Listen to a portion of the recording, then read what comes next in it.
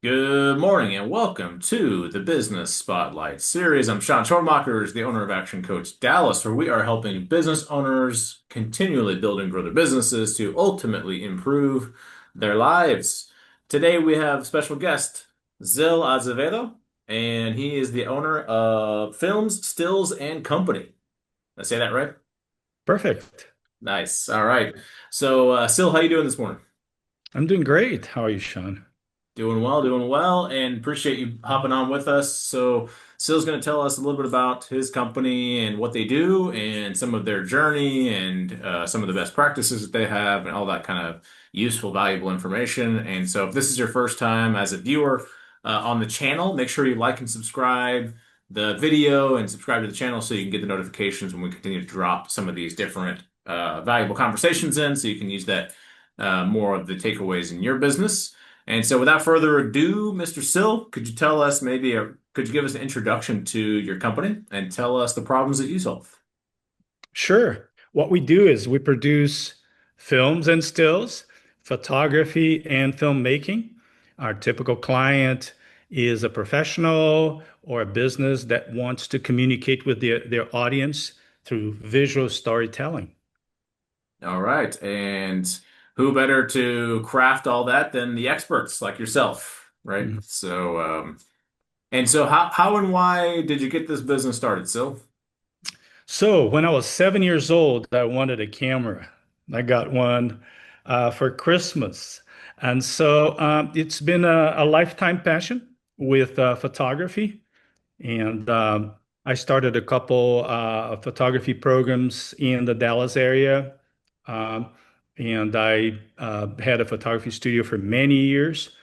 And filmmaking was always a related passion. They're the sister uh, disciplines, if you will. And we added filmmaking 2 years ago to our offerings, and that has taken off fast because people want moving images now. So that's our path in a nutshell, if you will. Yeah, cool. So, started out, I'd say maybe a little smaller, and now you're adding the videos, so just continuing to have bigger projects that you're doing. Absolutely. Yeah. Commercial documentaries, yes. Yeah, and I believe you're in the middle of, or you're doing a documentary, or what's the documentary you're working on? That's right. We are producing a documentary, a full-length documentary on the peace movement titled I Am for Peace. Where on earth is the peace movement? And that has taken us to around the US. And in the fall here, we're going to Japan and Cambodia to film some. And our focus is on people who are doing positive things to make the Yes, world a more peaceful place. I like it. Where in Japan are you going, or do We're you going know?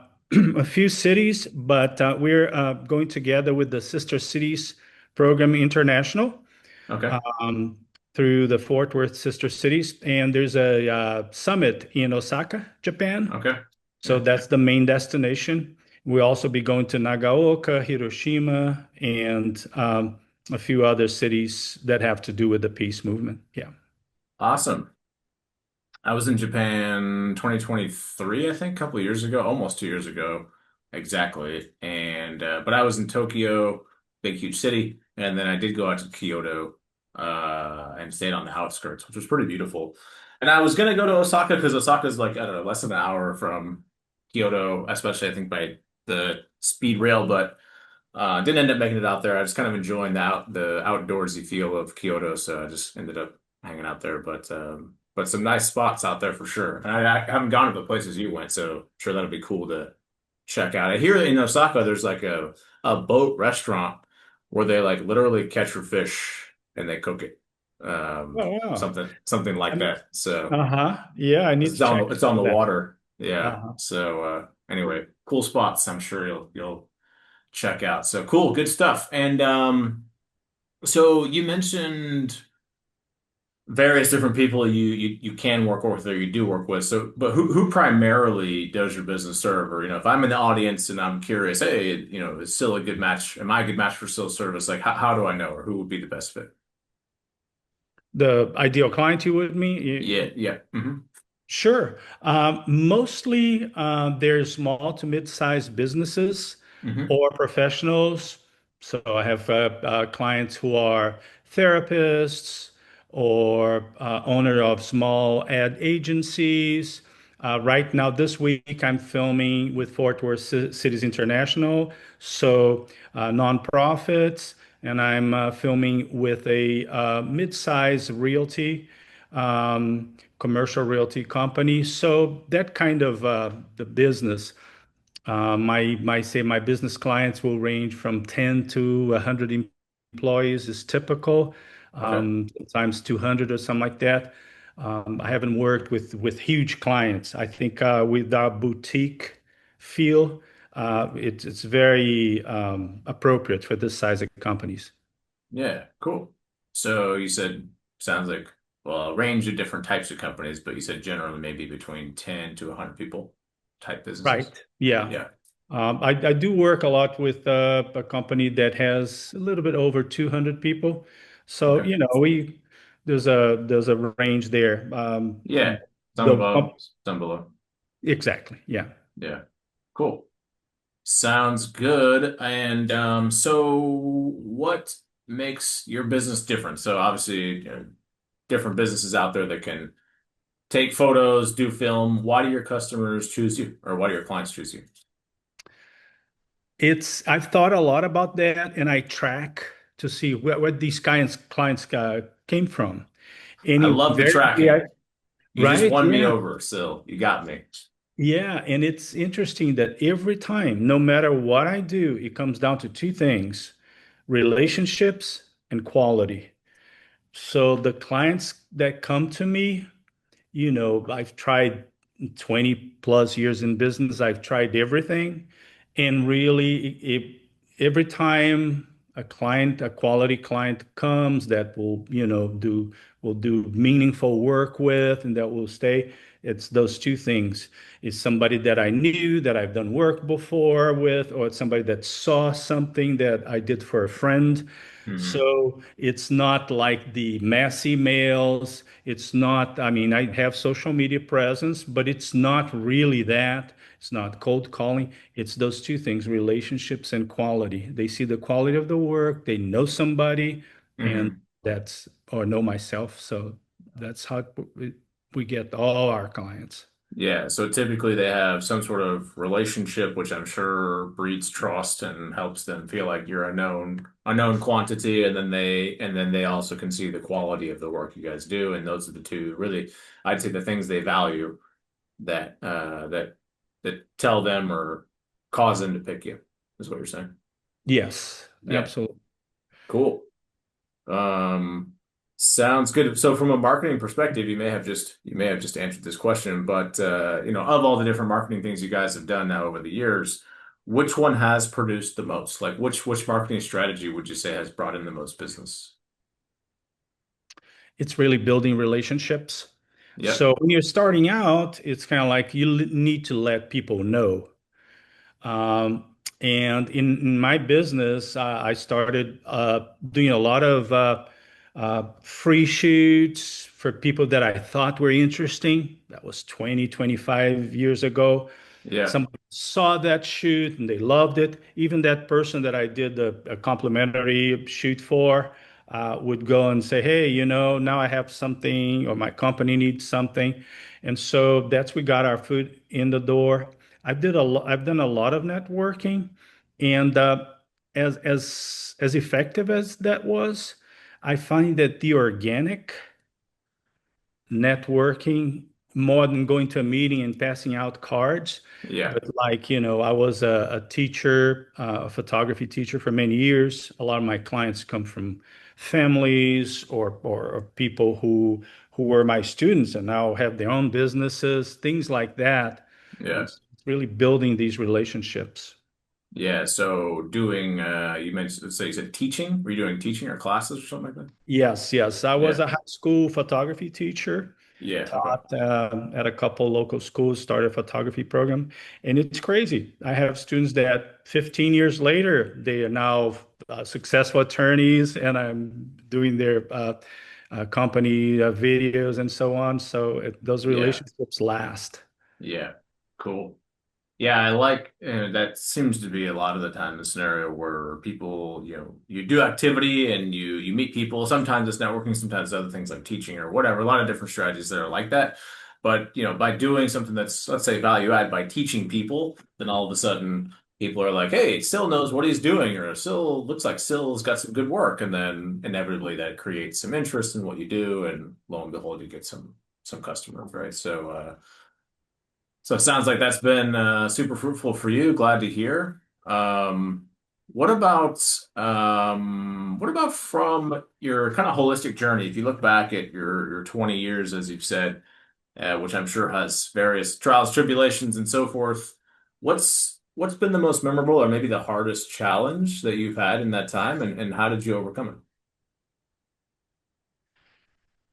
it? Yeah, I think because I am a creative, and even though I have a mathematical mind as well, my degree is in architecture, so there's a little bit of both.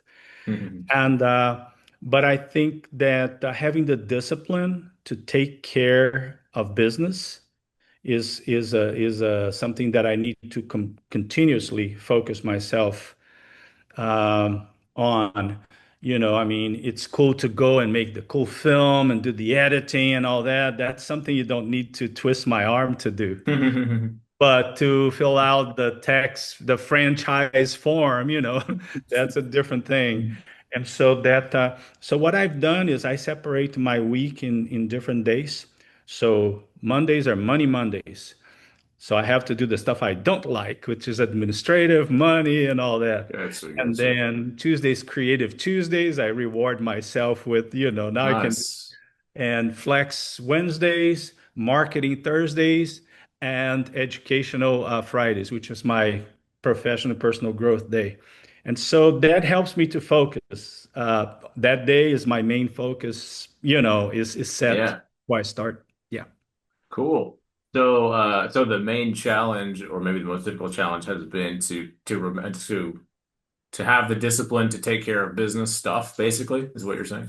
that is correct. Yes. And that's where you creatively came up with some fun days, or maybe not all fun days. Monday sounds like it's not your money Mondays. I know some people might find that fun, money Mondays, but maybe that's not your fun day. But yeah, you come up with a way to try to focus your efforts to make sure that, at least once a week, or at least for 8 hours a week, you're focused on certain types of areas in the business. Right. Yeah. Yeah, And the cool. cute names, I mean, I know that money is more than just money, it's the administration part, but it helps me remember. Yeah, for sure. That's cool. I like it. What about from a team perspective? So obviously, team is needed to really serve a lot of people, or be able to serve more people in the market. Need more people to do good work. What have been some of your biggest learnings as an employer since you began in business? Sure. For a long time, I thought of myself as a business owner in Hmm. terms of like, yeah, I own a business, this and that. And then I saw that really I have a practice, which is different than owning a business. Okay. And so the way we're structured, we're a family company. My wife and I are, my wife does all the photography editing, she does the producing, it shoots, whatnot. Our oldest son shoots with me, has been shooting for 20 years. And so our core is a family business. And then I have several professionals that I hire as needed. Hmm. And that seemed to work the best for me than to have fixed employees because it allows me to expand and contract as projects call for. So I Yeah. can tackle, a large project or a small project with the same competency without having the high overhead to have to be meeting every week. And also I found that when I had employees, like full-time employees, that demanded a level of energy from me to lead, to be ahead, that I'm more comfortable with having these independent professionals come in as needed. Yeah. we hit the sweet spot that way. Okay. Yeah, so having more of the outsource resources versus the internal resources, right, as team members, like employees. Abs- So, yeah. Yes. In the photography, and especially in the filmmaking community, it's a very networked and connected community. One person will be a director of photography in someone else's film, and somebody will produce a film or Mhm. co-produce depending on the strengths. Yeah, And so it really works well. For yeah, example, I don't operate a drone. So I made a conscious decision not to buy drones, yeah, not to learn to operate them because I have a drone pilot who yeah, does that better than I could ever dream. And so whenever I need, I call him and he's there on the job. And so I have several people that better at their job than me. They yeah. come in when needed. Yeah, Yeah, okay. And so I think you also said that having more internal employees also took more energy, at least you felt it took more energy from you to lead them versus having the external contractor type resources where you don't need them all the time, so therefore you don't have to lead them all the time, right? You only need to lead them when you need them to contribute to a project. exactly. Yeah, okay. Cool.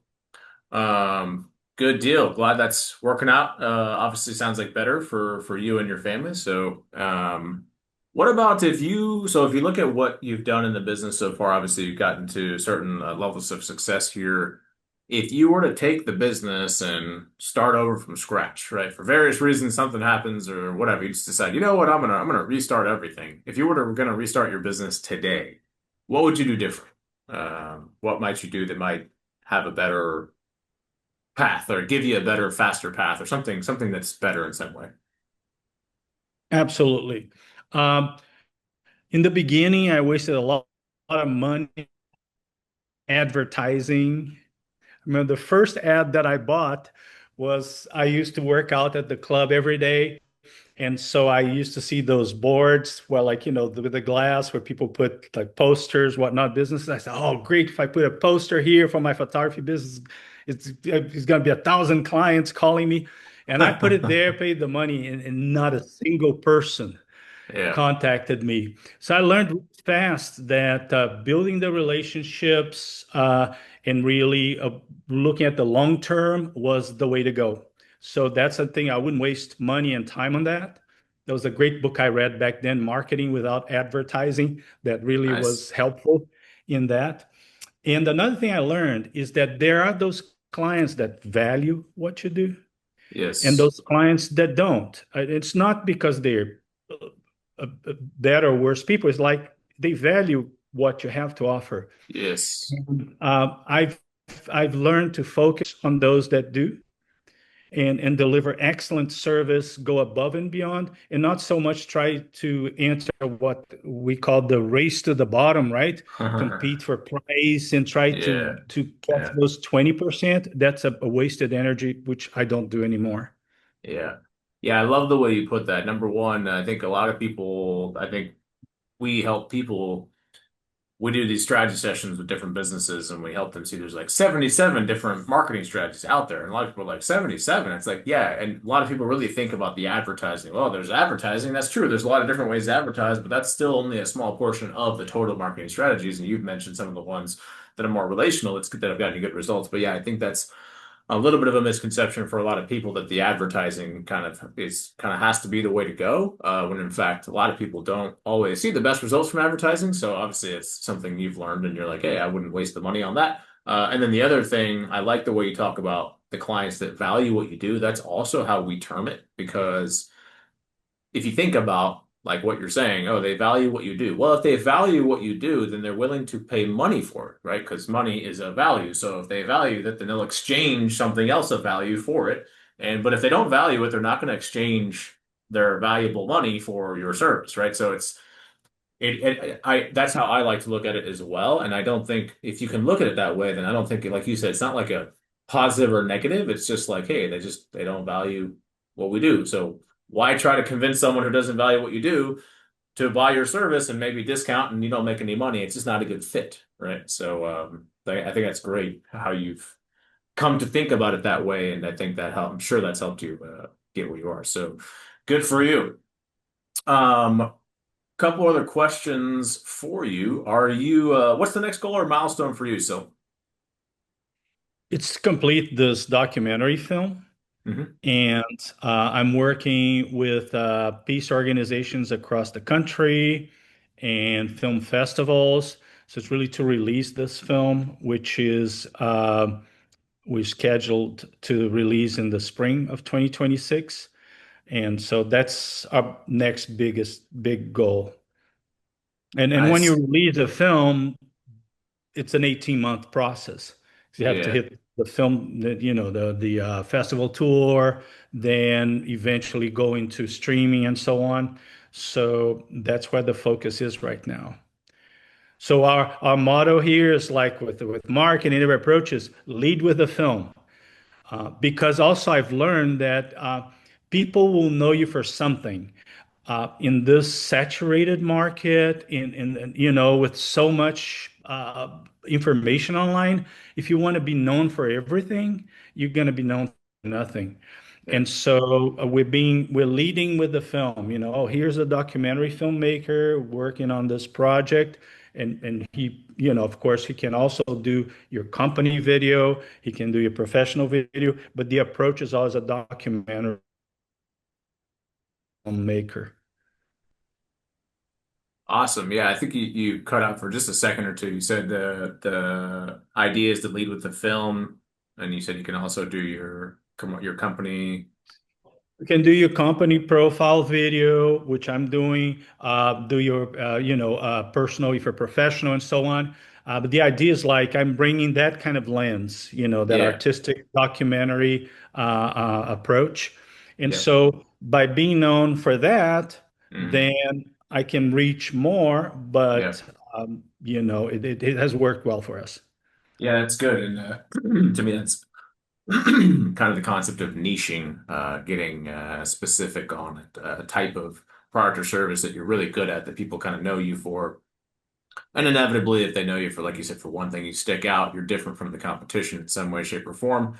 And then, you can have other services that maybe they end up utilizing as well. But that's usually a good way to get noticed and get in the door, as you've talked about before. So, um, what about before we wrap up, if people want to get more information still about you or the company, or they want to get in contact, how can they do that? Sure. Our website is the best place to go.